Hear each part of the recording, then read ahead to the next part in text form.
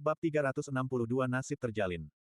Diunggah oleh Baca Suara. Jangan lupa like dan subscribe, agar kami semangat unggah lebih banyak. Nico SEVER.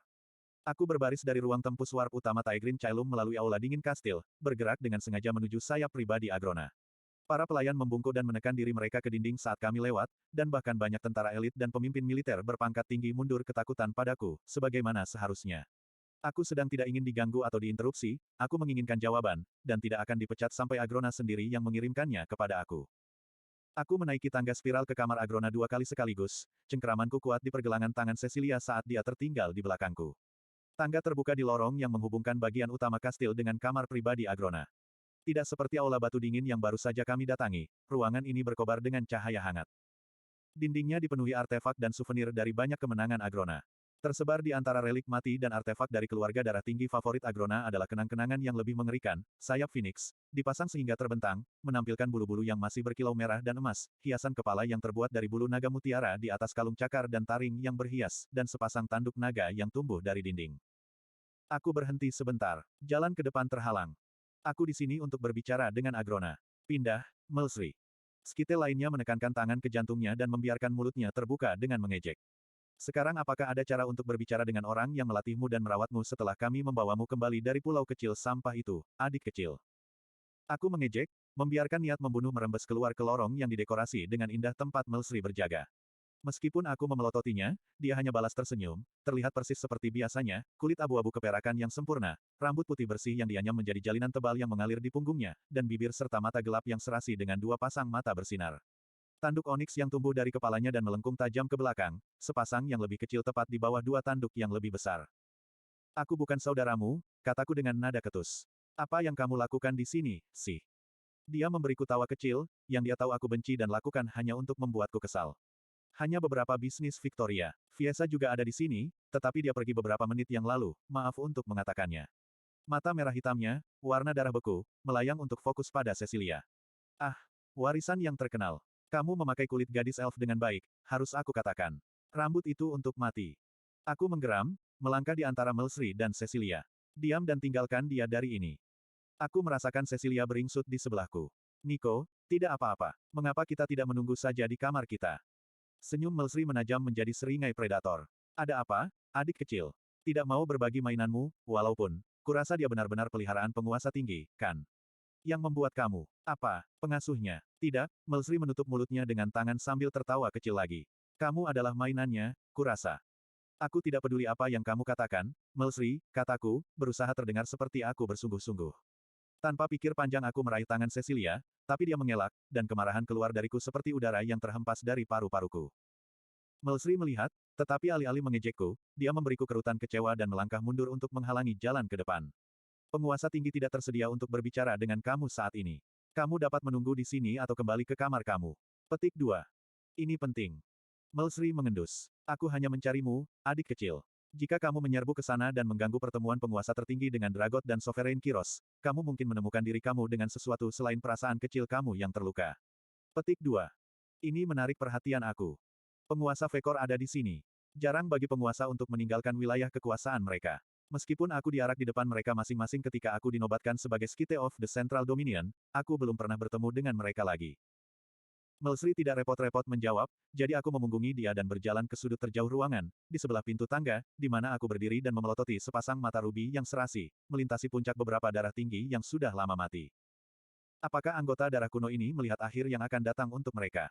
Aku bertanya-tanya, apakah mereka merasa aman dalam kebangsawanan mereka, seolah-olah mereka telah mengukir tempat untuk diri mereka sendiri di dunia ini, atau apakah mereka selalu menunggu seseorang untuk meletakkan pisau di punggung mereka? Aku mengulang-ulang kejadian di aula tinggi, mencoba memahaminya. Tidak ada keraguan dalam pikiranku bahwa Ascender Grey berambut pirang dan bermata emas ini benar-benar Greyku, meskipun penampilannya berubah. Tapi aku tidak mengerti kenapa Agrona tidak memberitahuku nama itu sebelumnya. Apakah itu semacam ujian? Aku telah sering diuji, dan bereksperimen, dan didorong ke batas aku. Terkadang cobaan ini menyakitkan, bahkan kejam, tetapi itu selalu membuatku lebih kuat. Selalu ada alasan. Aku menghela napas dalam-dalam, gagal memahami. Cecilia telah mengikutiku, tetap di sisiku tetapi tidak pernah menyentuhku, tidak pernah menawarkan kenyamanan. Perlu melihat kemanapun kecuali Cecilia atau Melsri, aku membiarkan mataku mengembara ke langit-langit, di mana sebuah lukisan dinding besar membentang di sepanjang aula. Itu menunjukkan pelarian Fritra dari Epeotus, yang menggambarkan naga dari klan Indrat sebagai binatang buas yang berkerumun di langit merah darah, sementara orang-orang, baik yang lebih rendah maupun basilis klan Fritra, meringkuk di belakang Agrona, ditampilkan di sini dengan baju besi platina yang bersinar dan memancarkan cahaya keemasan yang menjauhkan naga itu. Nico, Cecilia bertanya dari sisiku. Aku bisa merasakan tatapannya di pipiku, tapi aku tidak menoleh untuk melihatnya. Aku tidak bisa. Jika aku melakukannya, aku khawatir aku akan patah. Seharusnya tidak seperti ini. Aku telah menghabiskan seluruh hidup mencoba untuk melindunginya, pertama dari Ki mengerikannya sendiri dan kemudian dari banyak orang yang berusaha untuk menggunakannya, dan kehidupan baru ini telah didedikasikan untuk menyelesaikan ritual reinkarnasi dan memberinya kesempatan kedua, tetapi ketika aku akhirnya mencapainya, sepertinya semuanya salah bagi aku. Agrona pernah menjilatku dengan cara yang sama seperti dia memperlakukan Cecilia sekarang, tapi dia berubah meremehkan dan menyindirku. Dia telah mengirim aku ke aula tinggi mengetahui siapa Ascender Grey ini sebenarnya. Dia pasti punya, atau mengapa memilih aku untuk pergi, dan dengan begitu sedikit informasi. Tapi aku tidak mengerti motivasinya. Apakah itu tidak lebih dari permainan yang kejam? Dia seharusnya memberitahuku apa yang dia ketahui, atau curigai. Pikiranku tersentak menjauh dari pikiran-pikiran ini, menolaknya, karena untuk berlama-lama di sana berarti aku harus mengakui rasa takut yang merayap yang mencuri dalam pikiranku, merusak setiap sudut gelapnya.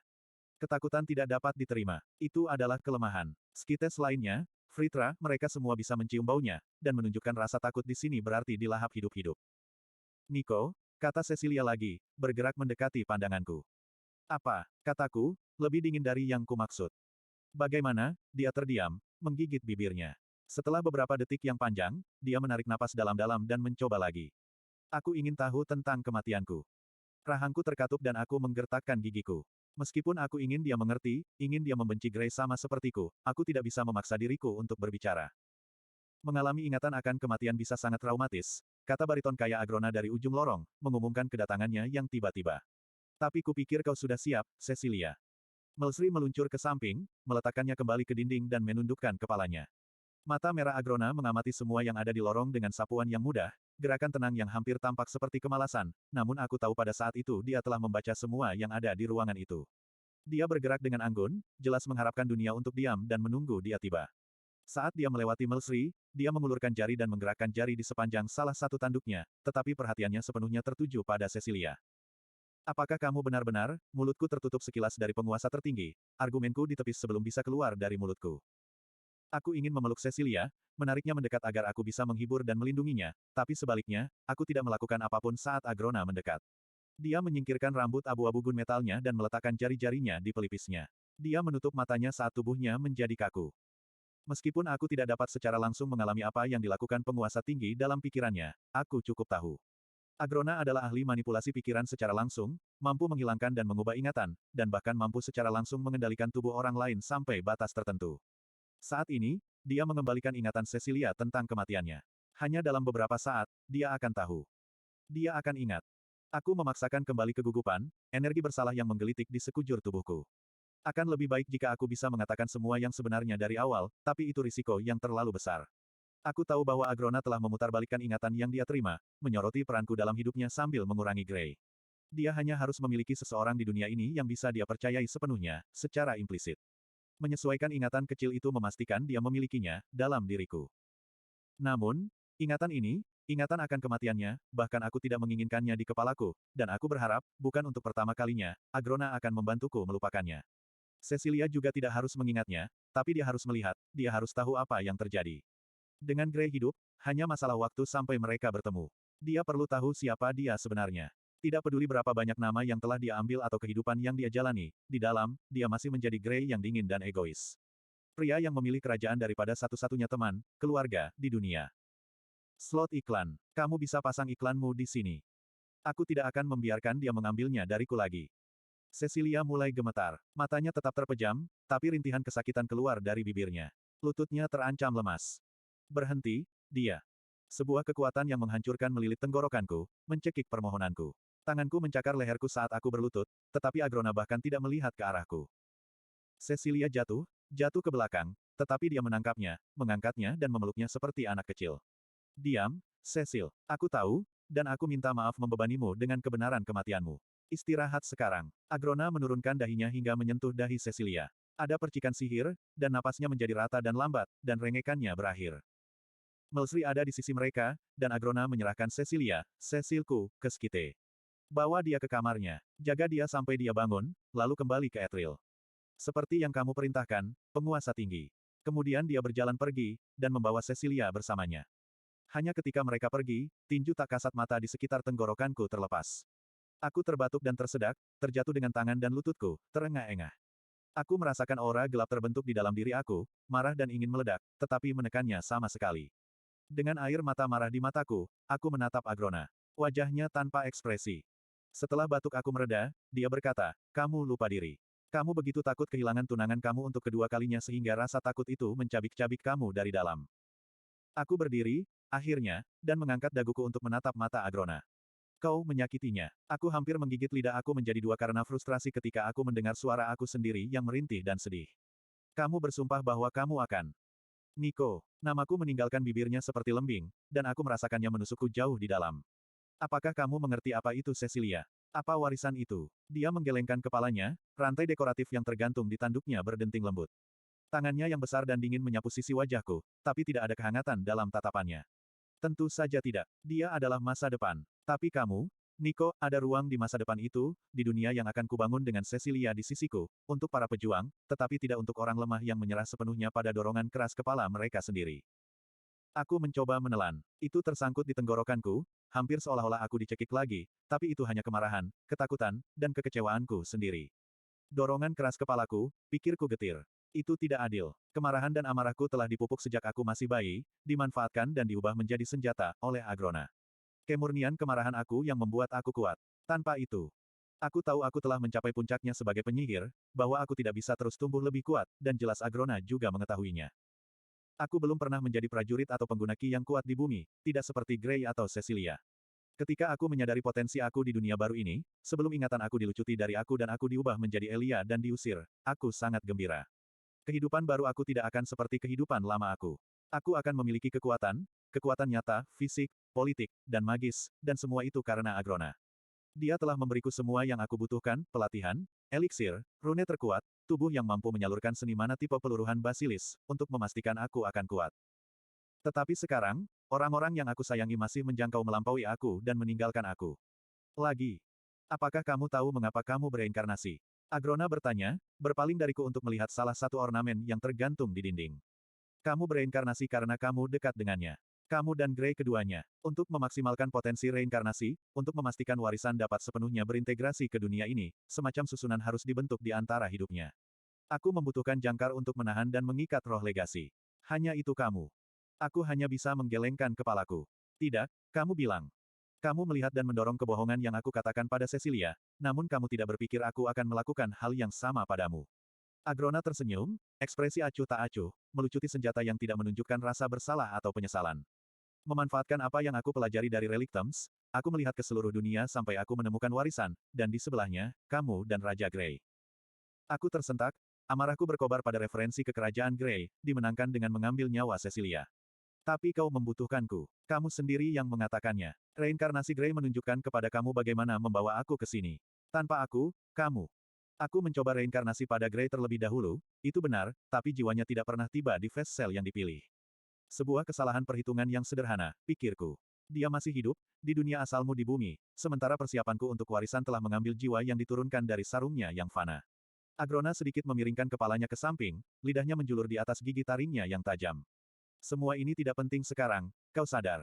Tidak ada gunanya membahasnya. Tapi, kurasa aku bisa menghiburmu, Niko, jika hanya untuk melihatmu berjuang untuk mengerti." Aku balas menatapnya. Kata-katanya yang keren, tidak kejam atau kejam, tetapi penuh rasa ingin tahu dan merendahkan, seperti orang tua yang kecewa mempermainkan ide-ide bodoh anak mereka, memotong lebih tajam dari pisau manapun, tetapi aku tidak akan menunjukkannya. Aku juga bisa bersikap dingin dan meremehkan jika aku mau. Katakan padaku, aku pantas untuk mengerti. Agrona mengangkat bahunya yang besar. "Meskipun aku bisa menjelaskannya, aku tidak bisa membuatmu memahaminya. Mengambil apa yang telah aku pelajari dari mencoba memicu reinkarnasi Raja Grey, aku memulai proses reinkarnasi kamu sendiri selanjutnya, ke dalam tubuh anak yang baru lahir dari keluarga penyihir terkemuka dengan darah Fritra yang tersisa. Kamu tiba, seperti yang direncanakan." Petik 2. Menjaga langkahku tanpa emosi, aku duduk di bangku empuk yang membentang di sepanjang salah satu dinding aula. Bersandar ke dinding, aku menyilangkan kaki dan menunggu dia melanjutkan. Tetapi aku membutuhkan 2 jangkar, lanjutnya, dan Cecilia tidak pernah dekat dengan siapapun. Kami mencoba beberapa yang lain, tetapi tidak ada jiwa mereka yang cukup kuat untuk bereinkarnasi, jadi akhirnya aku mengesampingkan eksperimen itu. Tanpa jangkar yang tepat, reinkarnasi legasi terlalu berisiko, kapal yang tepat tidak bisa ditempa. Aku teringat kembali ke masa kecil aku di Alakria, pada pelatihan dan eksperimen tanpa akhir. Pikiran memiliki Cecilia kembali memungkinkan aku untuk menanggung siksaan apapun.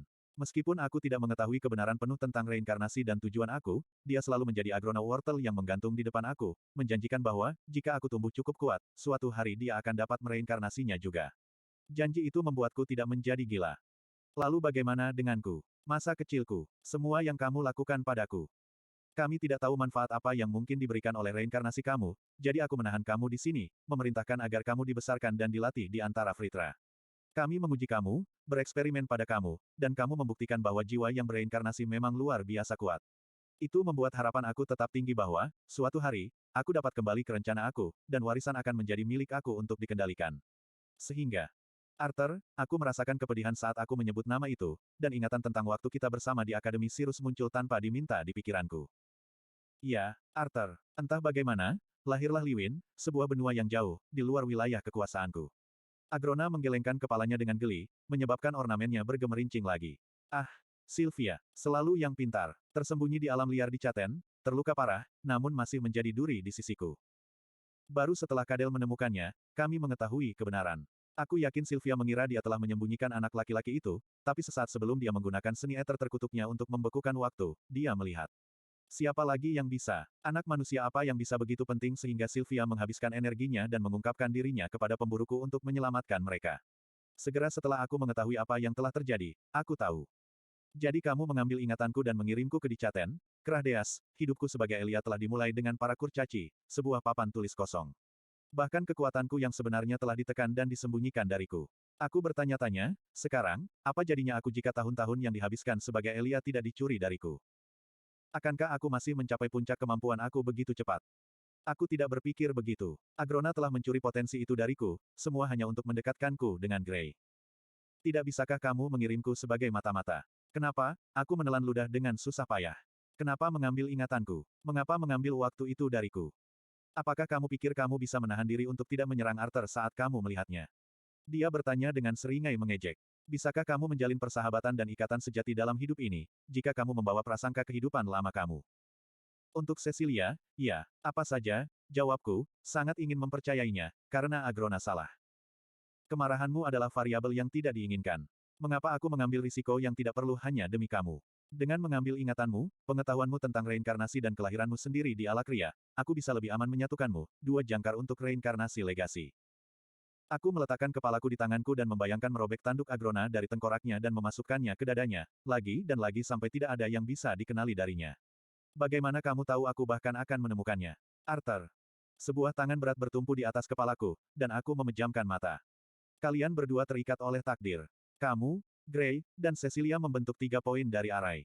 Aku yakin kamu akan menemukan jalan satu sama lain. Tapi aku menggerakkan mata-mata aku, terlepas dari itu, dan mereka memperluas jaringan kami di seluruh Dicaten, dan aku menunggu. Itu bertahun-tahun sebelum dia muncul kembali di Sirus. Tetapi orang-orang kami ditempatkan dengan baik di sana untuk menemukannya, dan begitu dia mengungkapkan dirinya, tidak ada salah lagi tanda-tandanya, ilmu pedang yang sempurna, penyihir berelemen kuadrat, terbangun pada usia 2 tahun. Dan dia mengenakan bulu naga di lengannya. Desakan tiba-tiba Rahdeas bahwa aku menjadi seorang petualang, meskipun usia aku, gumamku, sudah memahami sisanya. Dan kedekatan kami dengan Putri Elf, Tesia Eralit, yang membuatnya menjadi wadah yang sempurna untuk kembalinya Cecilia. Sama seperti di bumi, seorang gadis yang mencintai Grey terlebih dahulu, yang bahkan hanya melihatku karena aku berdiri di sampingnya. Jari-jari kuat Agrona menganyam rambutku sebelum tiba-tiba dan dengan menyakitkan menyentakkan kepalaku ke atas sehingga aku menatap mata merahnya. Apa yang kamu harapkan terjadi, Nico? Bahwa kamu dan legasi akan pensiun ke kabin di hutan dan menjalani sisa hari kamu dengan riang dan damai, bermain-main dan bersanggama dan melupakan semua yang pernah terjadi pada kamu. Setelah aku mendedikasikan waktu dan sumber daya seperti itu untuk reinkarnasinya. Tidak, kamu memiliki tujuan, yang dengan patuh, meskipun tanpa sadar, kamu layani. Dia melepaskanku dan mulai berjalan menyusuri lorong, tapi aku belum selesai dengannya. Bagaimana dengan Grey? Agrona berhenti dan berbalik, memberiku kerutan bingung, seolah dia tidak mungkin mengerti mengapa aku bertanya tentang musuh bebuyutanku. King Gray, Arthur Lewin, Ascender Gray, namanya tidak lagi penting, karena dia tidak lagi penting. Perannya lengkap, sama seperti kamu. Aku menduga dia selamat karena putri aku entah bagaimana mengorbankan dirinya menggunakan seni eter dari ibu naganya, yang membantu aku dengan baik. Sylvie selalu menjadi bahaya yang lebih besar daripada teman elemen kuadra kecilmu. Tapi bagaimana kamu tahu Ascender ini adalah Gray yang sama? Kenapa? Aku menarik napas dalam-dalam, memegang bayangan Agrona yang dinodai di kakiku. Mengapa mengirim aku ke aula tinggi jika kamu sudah tahu? Seris memberitahuku beberapa waktu lalu, kata Agrona acuh tak acuh, seolah-olah dia mengacu pada rumor biasa yang biasa-biasa saja. Dia berpikir sepertimu, bahwa Arthur entah bagaimana penting, berita tentang kelangsungan hidupnya yang tidak mungkin itu penting. Kamu lebih rendah dan keluhan konyol kamu. Sejak pengikut Dragot terbunuh di Dicaten, siapa namanya? Uto, sudah, biarkan aku membunuhnya, penguasa tertinggi. Oh tidak, tolong, beri aku kehormatan. Ada saat ketika dia bisa menjadi ancaman, mungkin, ketika dia memiliki Asura di sakunya, karena putriku, tetapi waktu itu telah berlalu. Aku merasakan fondasi yang telah menopang seluruh kehidupan baru aku bergeser dan mulai runtuh di bawah kaki aku. Dalam kedua kehidupan itu, Gray adalah teman terdekatku dan musuh yang paling aku benci. Bahkan lebih dari Cecilia, keberadaannya telah benar-benar mengubah jalan hidupku. Aku tidak akan membiarkan dia hidup begitu saja, mengetahui apa yang telah dia lakukan. Dan apa yang masih bisa dia lakukan, pikirku. Selama Gray hidup, Cecilia tidak aman. Namun Agrona memecatnya, memecat kami berdua. Mengapa dia tidak mengerti ancaman yang diajukan Gray? Kamu salah, kataku dingin, berdiri dan perlahan mendekati Tuan Fritra yang menjulang tinggi. Dia tersenyum geli. Tolong, izinkan aku untuk memburu Gray, penguasa tertinggi, kataku, berusaha untuk tidak memohon, tetapi sangat sadar bahwa kata-kataku adalah gema dari tiruannya yang mengejek. Aku pikir dia sudah mati sekali, tetapi entah bagaimana dia lolos dari balas dendam aku. Biarkan aku punya kesempatan lagi. Setelah semua yang telah kau lakukan padaku, kau berhutang ini padaku. Kamu berutang padaku Gray. Petik 2. Senyum Agrona berubah menjadi sesuatu yang masam, hampir mengasihani. Kamu tidak berhutang apa-apa. Tetapi jika kamu ingin kabur dan melakukan balas dendam kamu, jadilah tamu aku. Mungkin membunuhnya akan melakukan sesuatu untuk memuaskan rasa rendah diri kamu yang abadi. Dengan asumsi dia tidak membunuhmu terlebih dahulu.